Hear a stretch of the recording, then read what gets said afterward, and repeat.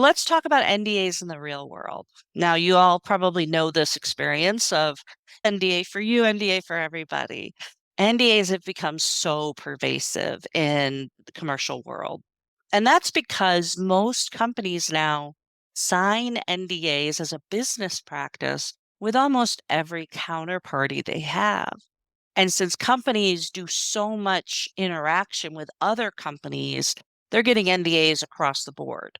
And this is just in the commercial setting. We're not even talking about employment NDA, finance NDAs, other kinds of things. So just the buying, selling, licensing of stuff involves a massive amount of NDAs. I was in one company, we signed 4,000 NDAs a year. It was crazy. And to try and manage that whole process is extremely difficult. And even when you're in a smaller company and you don't have as many NDAs, they still continue to be a part of the workload and an important part of the workload. Because they're so pervasive, we have to deal with the whole process of negotiating, of signing and doing contracts, a type of contracts, an NDA, with a ton of counterparties. And that presents the problem because we're agreeing to obligations. We're giving the counterparty rights against us. So we have to make sure those NDAs are proper, not overreaching, and not exposing us to inappropriate risk. Because there's so much time and effort that goes into NDAs, we end up having contract teams that are overwhelmed and companies looking for more efficiencies. Some companies, as a way to get to efficiency, put their NDA form up on a central shared folder or a central place. And that helps. And I'm a big fan of doing that self-help if you have the right controls in place to make sure people aren't signing them without getting approval and that you have the bandwidth to approve all the ones that do need changes. Because even when you share the form, yes, you skip that intake process, but you lose some control. And whether to do this or not is really a big question for the company, and a lot depends on how the company works. So I have some companies where we have really a free-for-all group of employees who just do their own thing. Nobody's really good at following rules.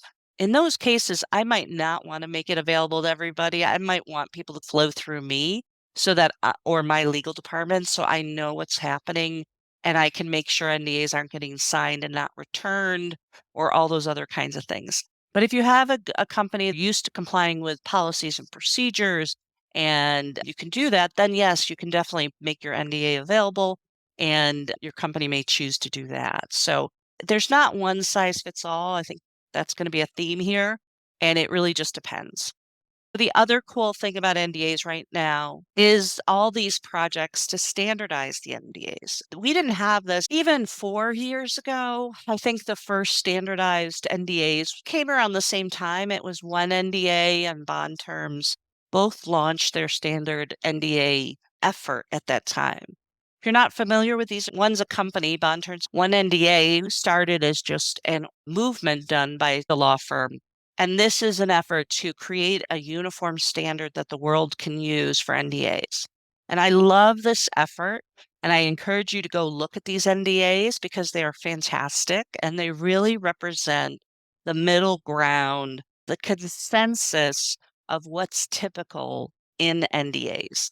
There's also another NDA, which I really like, which is Common Paper, and they put out NDAs too. And all these NDAs have some open source qualities, so you can use cut and paste the language, you can do all that.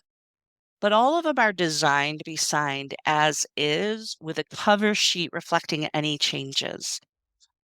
Now, in my experience, we may get to a point where they become the standard, but we're not there yet because there are lawyers, and lawyers love to draft their own language. Lawyers love to revise words.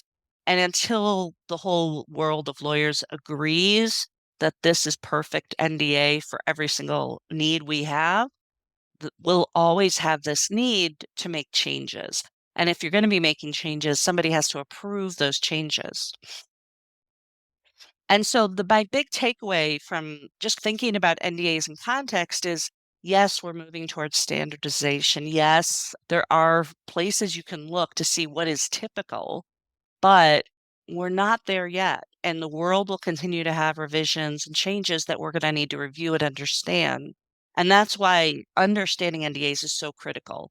Even if we move towards a standardization, I just don't ever see it ever getting to that place where we don't need NDAs reviewed.